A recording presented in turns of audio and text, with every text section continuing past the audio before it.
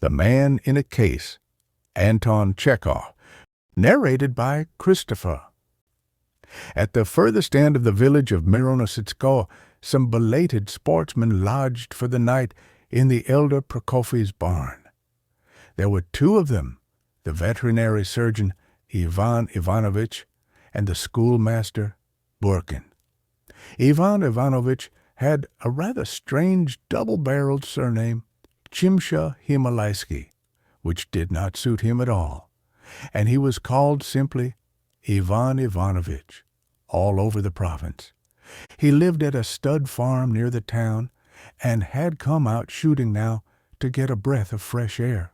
Burkin, the high school teacher, stayed every summer at Count P. And had been thoroughly at home in this district for years. They did not sleep. Ivan Ivanovich, a tall, lean old fellow with long mustaches, was sitting outside the door, smoking a pipe in the moonlight. Burkin was lying within on the hay and could not be seen in the darkness. They were telling each other all sorts of stories. Among other things, they spoke of the fact that the elder's wife, Mavra, a healthy and by no means stupid woman, had never been beyond her native village, had never seen a town nor a railway in her life, and had spent the last 10 years sitting behind the stove and only at night going out into the street. "What is there wonderful in that?" said Burkin. "There are plenty of people in the world, solitary by temperament, who try to retreat into their shell like a hermit crab or a snail. Perhaps it is an instance of atavism, a return to the period when the ancestor of man was not yet a social animal and lived alone in his den, or perhaps it is only one of the diversities of human character. Who knows? I am not a natural science man, and it is not my business to settle such questions. I only mean to say that people like Mavra are not uncommon. There is no need to look far. 2 months ago, a man called Byelikov, a colleague of mine, the Greek master, died in our town. You have heard of him, no doubt. He was remarkable for always wearing galoshes and a warm wadded coat, and carrying an umbrella even in the very finest weather. And his umbrella was in a case, and his watch was in a case made of gray chamois leather. And when he took out his penknife to sharpen his pencil, his penknife, too, was in a little case. And his face seemed to be in a case, too, because he always hid it in his turned-up collar. He wore dark spectacles and flannel vests, stuffed up his ears with cotton wool, and when he got into a cab, always told the driver to put up the hood. In short, the man displayed a constant and insurmountable impulse to wrap himself in a covering, to make himself, so to speak, a case which would isolate him and protect him from external influences. Reality irritated him, frightened him, kept him in continual agitation, and perhaps to justify his timidity, his aversion for the actual, he always praised the past and what had never existed, and even the classical languages which he taught were in reality for him galoshes and umbrellas in which he sheltered himself from real life. "Oh, how sonorous, how beautiful is the Greek language," he would say with a sugary expression, and as though to prove his words he would screw up his eyes and, raising his finger, would pronounce anthropos. And Byelikov tried to hide his thoughts also in a case. The only things that were clear to his mind were government circulars and newspaper articles in which something was forbidden. When some proclamation prohibited the boys from going out in the streets after 9 o'clock in the evening, or some article declared carnal love unlawful, it was to his mind clear and definite. It was forbidden, and that was enough. For him, there was always a doubtful element, something vague and not fully expressed in any sanction or permission. When a dramatic club or a reading room or a tea shop was licensed in the town, he would shake his head and say softly, "It is all right, of course.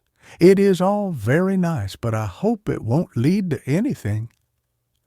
Every sort of breach of order, deviation or departure from rule depressed him, though one would have thought it was no business of his. If one of his colleagues was late for church, or if rumors reached him of some prank of the high school boys, or one of the mistresses was seen late in the evening in the company of an officer, he was much disturbed, and said he hoped that nothing would come of it. At the teachers' meetings, he simply oppressed us with his caution, his circumspection, and his characteristic reflection on the ill behavior of the young people in both male and female high schools, the uproar in the classes. Oh, he hoped it would not reach the ears of the authorities. Oh, he hoped nothing would come of it. And he thought it would be a very good thing if Petrov were expelled from the second class and Yegorov from the fourth. And do you know, by his sighs, his despondency, his black spectacles on his pale little face, a little face like a polecat's, you know, he crushed us all, and we gave way, reduced Petrov's and Yegorov's marks for conduct, kept them in, and in the end expelled them both. He had a strange habit of visiting our lodgings. He would come to a teacher's, would sit down, and remain silent, as though he were carefully inspecting something. He would sit like this in silence for an hour or two and then go away. This he called maintaining good relations with his colleagues, and it was obvious that coming to see us and sitting there was tiresome to him, and that he came to see us simply because he considered it his duty as our colleague. We teachers were afraid of him, and even the headmaster was afraid of him. Would you believe it? Our teachers were all intellectual, right-minded people, brought up on Turgenev and Shchedrin, yet this little chap who always went about with galoshes and an umbrella had the whole high school under his thumb for 15 long years. High school! Indeed, he had the whole town under his thumb. Our ladies did not get up private theatricals on Saturdays for fear he should hear of it, and the clergy dared not eat meat or play cards in his presence. Under the influence of people like Byelikov, we have got into the way of being afraid of everything in our town for the last 10 or 15 years. They are afraid to speak aloud, afraid to send letters, afraid to make acquaintances, afraid to read books, afraid to help the poor, to teach people to read and write. Ivan Ivanovitch cleared his throat, meaning to say something, but first lighted his pipe, gazed at the moon, and then said, with pauses, "Yes, intellectual, right-minded people read Shchedrin and Turgenev, Buckle, and all the rest of them. Yet they knocked under and put up with it. That's just how it is." Byelikov lived in the same house as I did, Burkin went on the same story, his door facing mine. We often saw each other, and I knew how he lived when he was at home. And at home, it was the same story, dressing gown, nightcap, blinds, bolts, a perfect succession of prohibitions and restrictions of all sorts. And, oh, I hope nothing will come of it. Lenten fare was bad for him, yet he could not eat meat. As people might perhaps say, Byelikov did not keep the fasts, and he ate freshwater fish with butter, not a Lenten dish, yet one could not say that it was meat. He did not keep a female servant for fear people might think evil of him, but had as cook an old man of 60, called Afanasy, half-witted and given to tippling, who had once been an officer's servant and could cook after a fashion. This Afanasy was usually standing at the door with his arms folded. With a deep sigh, he would mutter always the same thing. There are plenty of them about nowadays. Byelikov had a little bedroom like a box.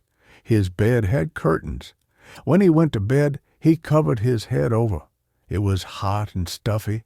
The wind battered on the closed doors. There was a droning noise in the stove, and a sound of sighs from the kitchen, ominous sighs, and he felt frightened under the bedclothes.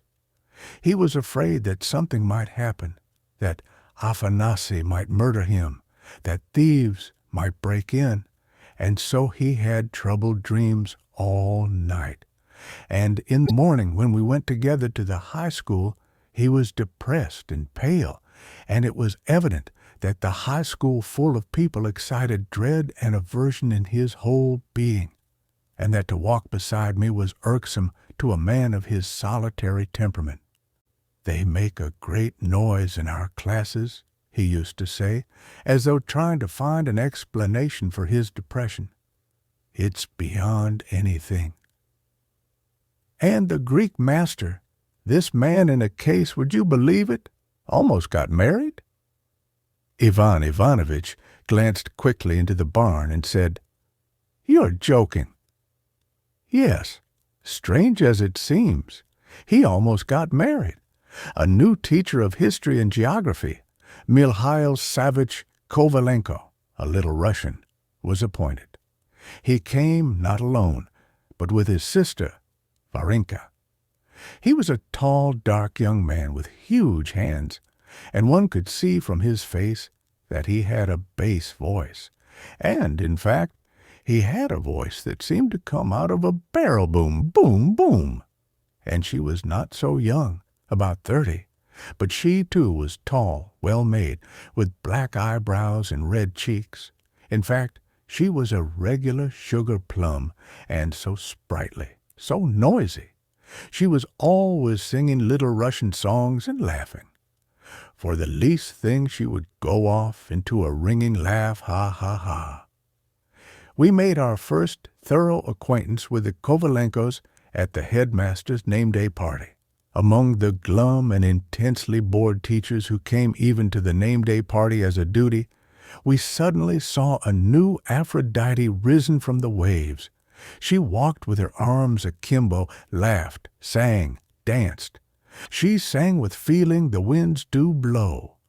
Then another song, and another, and she fascinated us all, even Byelikov. He sat down by her and said, with a honeyed smile, "Oh, the Little Russian reminds one of the ancient Greek in its softness and agreeable resonance." That flattered her, and she began telling him with feeling and earnestness that they had a farm in the Gadyatsky district, and that her mamma lived at the farm, and that they had such pears, such melons, such kabaks. The Little Russians call pumpkins kabaks, that is pothouses, while their pothouses they call shinki, and they make a beetroot soup with tomatoes and aubergines in it, which was so nice, awfully nice. We listened and listened, and suddenly the same idea dawned upon us all. "It would be a good thing to make a match of it," the headmaster's wife said to me softly. We all, for some reason, recalled the fact that our friend Byelikov was not married, and it now seemed to us strange that we had hitherto failed to observe, and had in fact completely lost sight of, a detail so important in his life. What was his attitude to woman? How had he settled this vital question for himself? This had not interested us in the least till then. Perhaps we had not even admitted the idea that a man who went out in all weathers in galoshes and slept under curtains could be in love. "He is a good deal over 40, and she is 30, the headmaster's wife went on, developing her idea. "I believe she would marry him. All sorts of things are done in the provinces through boredom, all sorts of unnecessary and nonsensical things. And that is because what is necessary is not done at all. What need was there, for instance, for us to make a match for this Byelikov, whom one could not even imagine married, the headmaster's wife, the inspector's wife, and all our high school ladies grew livelier and even better looking, as though they had suddenly found a new object in life. The headmaster's wife would take a box at the theater, and we beheld sitting in her box Varenka, with such a fan, beaming and happy, and beside her Byelikov, a little bent figure looking as though he had been extracted from his house by pincers. I would give an evening party, and the ladies would insist on my inviting Byelikov and Varenka. In short, the machine was set in motion. It appeared that Varenka was not averse to matrimony. She had not a very cheerful life with her brother. They could do nothing but quarrel and scold one another from morning till night. Here is a scene, for instance. Kovalenko would be coming along the street, a tall, sturdy young ruffian in an embroidered shirt, his love-locks falling on his forehead under his cap. In one hand, a bundle of books, in the other, a thick, knotted stick, followed by his sister, also with books in her hand. "But you haven't read it, Mihalik," she would be arguing loudly. "I tell you, I swear you have not read it at all." "And I tell you, I have read it," cries Kovalenko, thumping his stick on the pavement. "Oh, my goodness, Mihalik, why are you so cross? We are arguing about principles." "I tell you that I have read it," Kovalenko would shout more loudly than ever. And at home, if there was an outsider present, there was sure to be a skirmish. Such a life must have been wearisome, and of course she must have longed for a home of her own. Besides, there was her age to be considered. There was no time left to pick and choose. It was a case of marrying anybody, even a Greek master. And, indeed, most of our young ladies don't mind whom they marry so long as they do get married. However that may be, Varenka began to show an unmistakable partiality for Byelikov. And Byelikov? He used to visit Kovalenko just as he did us. He would arrive, sit down, and remain silent. He would sit quiet, and Varenka would sing to him, "The winds do blow," or would look pensively at him with her dark eyes, or would suddenly go off into a peal ha-ha-ha. Suggestion plays a great part in love affairs, and still more in getting married.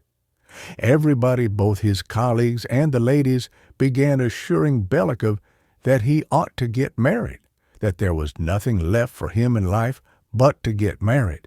We all congratulated him with solemn countenances, delivered ourselves of various platitudes, such as marriage is a serious step. Besides, Varenka was good-looking and interesting. She was the daughter of a civil councillor and had a farm. And what was more, she was the first woman who had been warm and friendly in her manner to him. His head was turned, and he decided that he really ought to get married. "Well, at that point you ought to have taken away his goloshes and umbrella," said Ivan Ivanovitch. "Only fancy! That turned out to be impossible. He put Varenka's portrait on his table, kept coming to see me, and talking about Varenka and home life, saying marriage was a serious step. He was frequently at Kovalenko's, but he did not alter his manner of life in the least. On the contrary, indeed, his determination to get married seemed to have a depressing effect on him. He grew thinner and paler, and seemed to retreat further and further into his case. "I like Varvara Savishna," he used to say to me, with a faint and wry smile, "and I know that everyone ought to get married, but you know all this has happened so suddenly. One must think a little." "What is there to think over?" I used to say to him. Get married, that is all.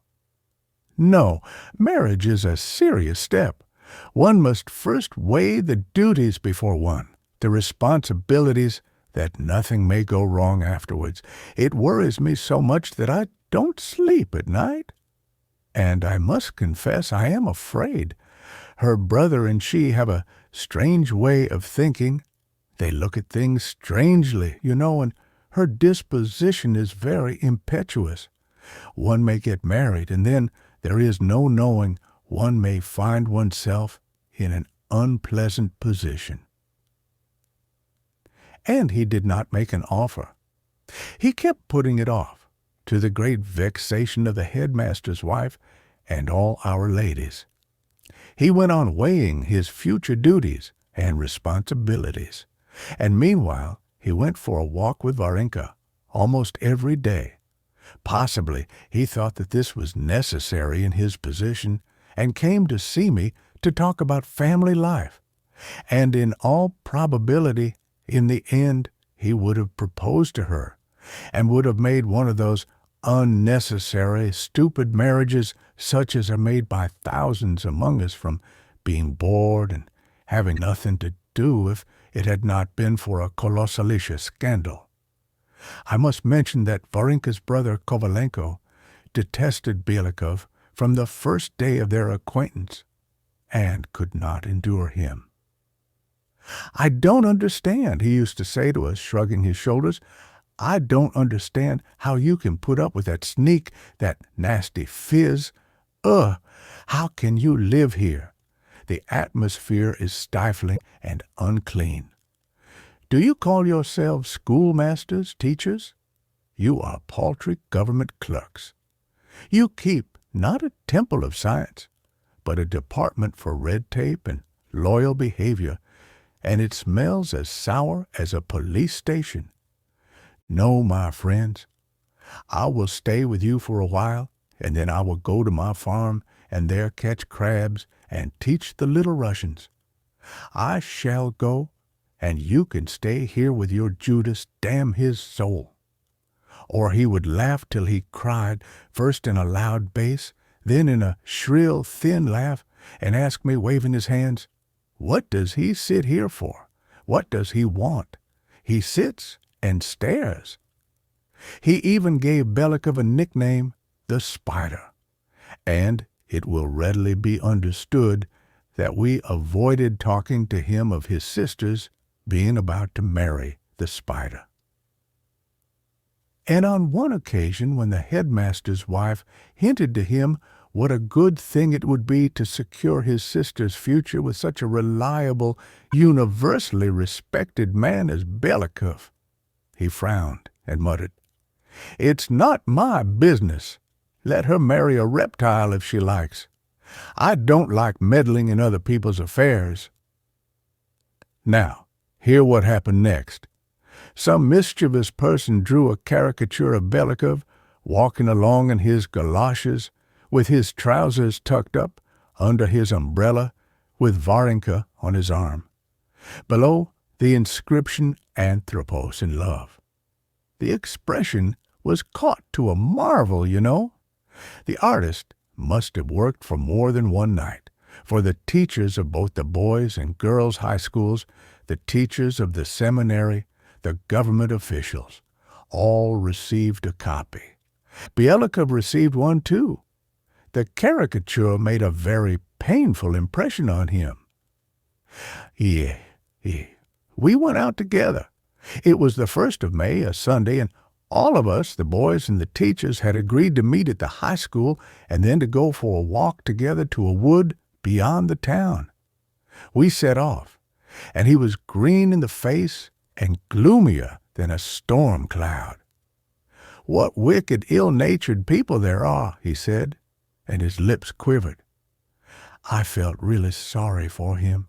We were walking along, and all of a sudden, would you believe it? Kovalenko came bowling along on a bicycle, and after him, also on a bicycle, Varenka, flushed and exhausted, but good-humored and gay. We are going on ahead, she called. What lovely weather, awfully lovely. And they both disappeared from our sight. Byelikov turned white instead of green and seemed petrified. He stopped short and stared at me.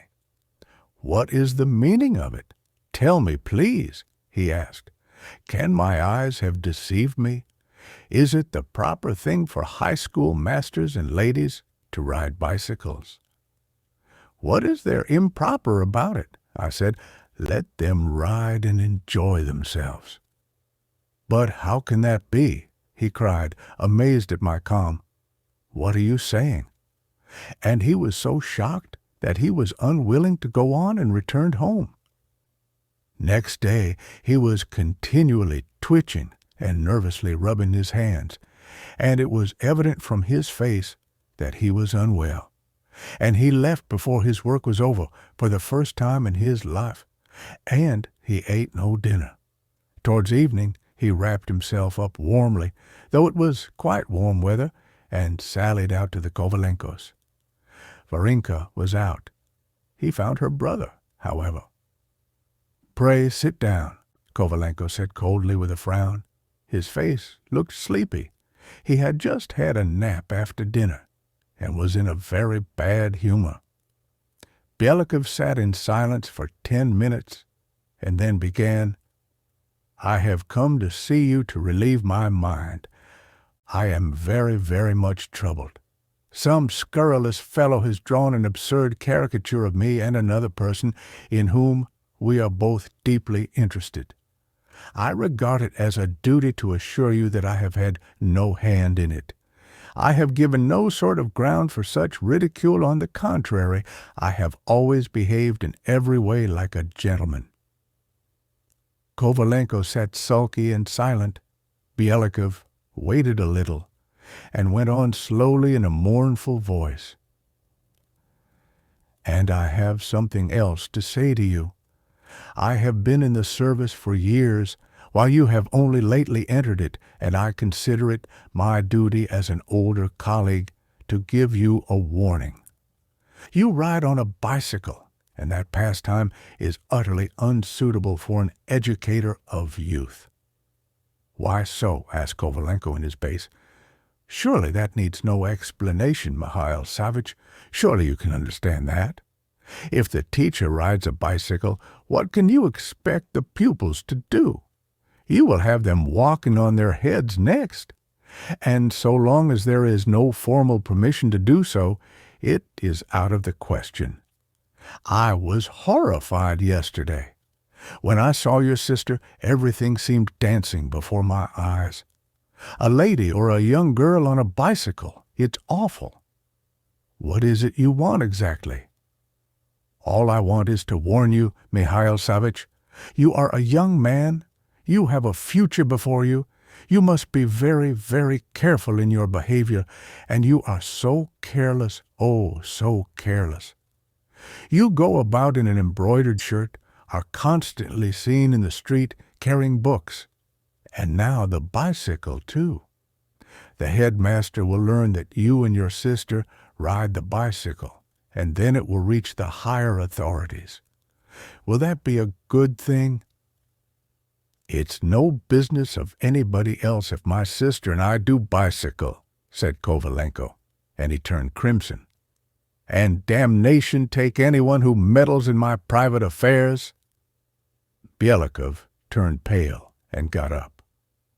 "If you speak to me in that tone, I cannot continue," he said, "and I beg you never to express yourself like that about our superiors in my presence. You ought to be respectful to the authorities." "Why, have I said any harm of the authorities?" asked Kovalenko, looking at him wrathfully. "Please, leave me alone. I am an honest man, and do not care to talk to a gentleman like you. I don't like sneaks." Byelikov flew into a nervous flutter and began hurriedly putting on his coat with an expression of horror on his face. It was the first time in his life he had been spoken to so rudely. "You can say what you please," he said, as he went out from the entry to the landing on the staircase. "I ought only to warn you.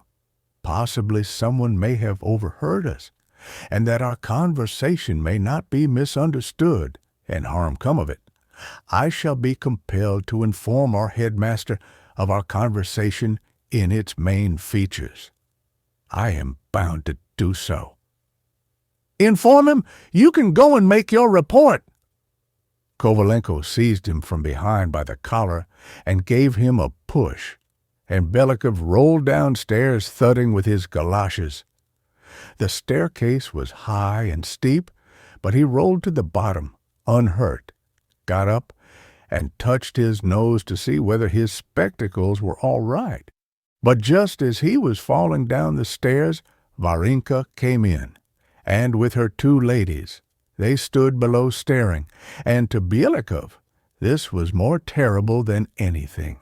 I believe he would rather have broken his neck or both legs than have been an object of ridicule. Why, now the whole town would hear of it. It would come to the headmaster's ears, would reach the higher authorities. Oh, it might lead to something. There would be another caricature, and it would all end in his being asked to resign his post.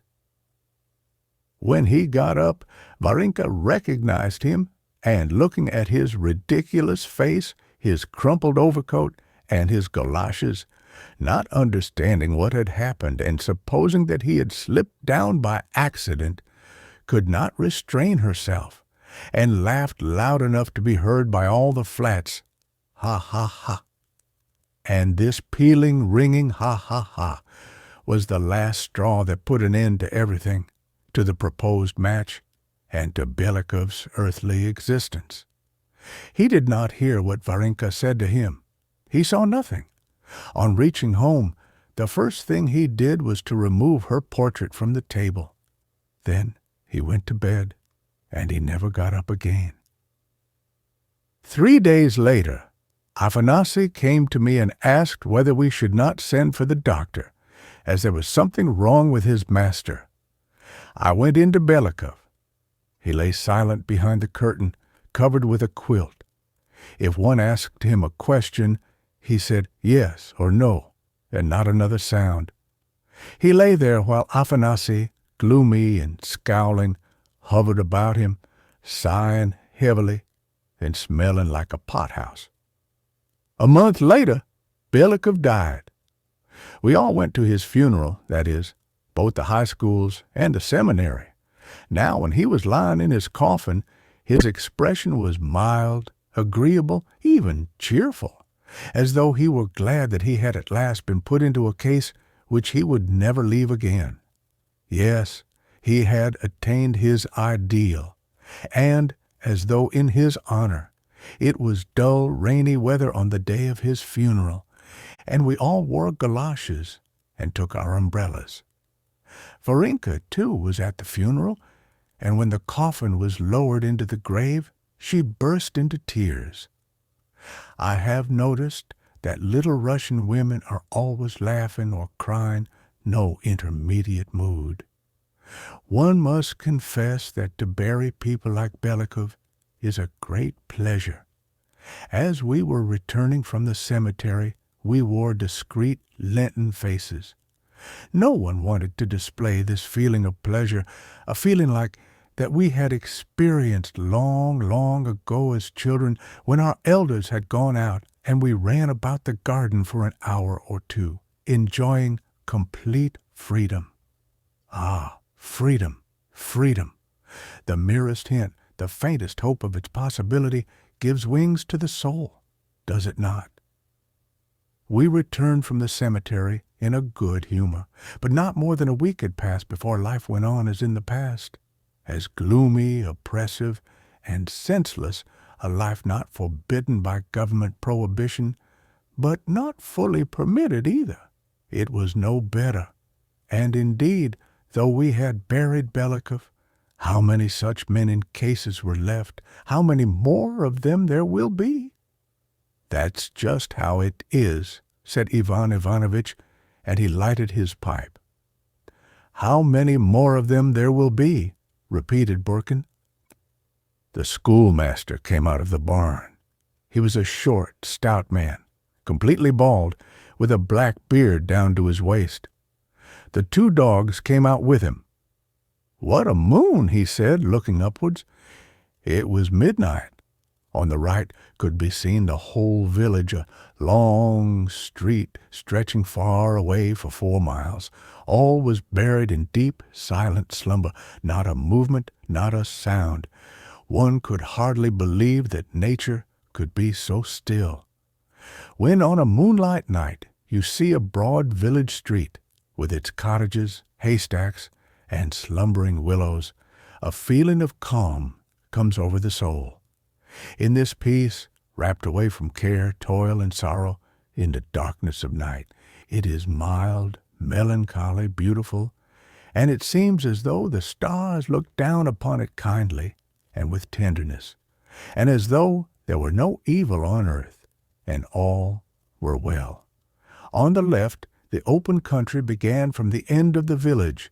It could be seen stretching far away to the horizon, and there was no movement, no sound in that whole expanse bathed in moonlight.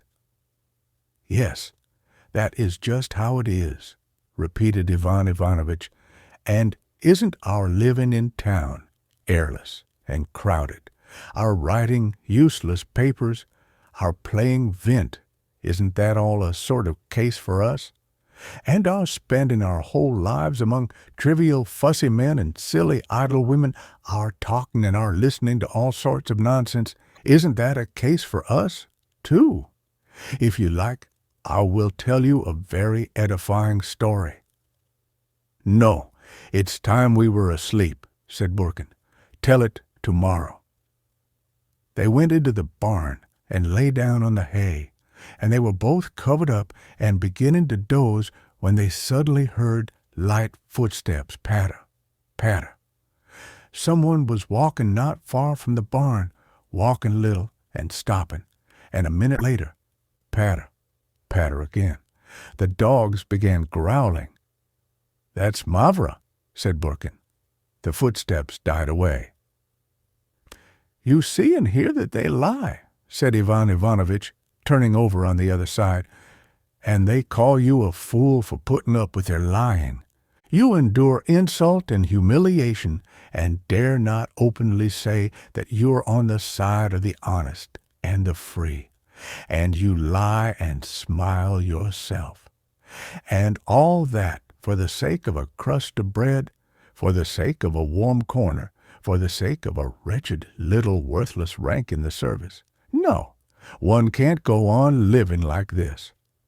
"Well, you are off on another tack now, Ivan Ivanovitch," said the schoolmaster. "Let us go to sleep." And 10 minutes later, Burkin was asleep. But Ivan Ivanovitch kept sighing and turning over from side to side. Then he got up, went outside again, and sitting in the doorway, lighted his pipe. The end of the story. Subscribe to listen to more incredible audiobooks. We upload audiobooks that have amazing stories and cultural value. Stay safe and keep listening.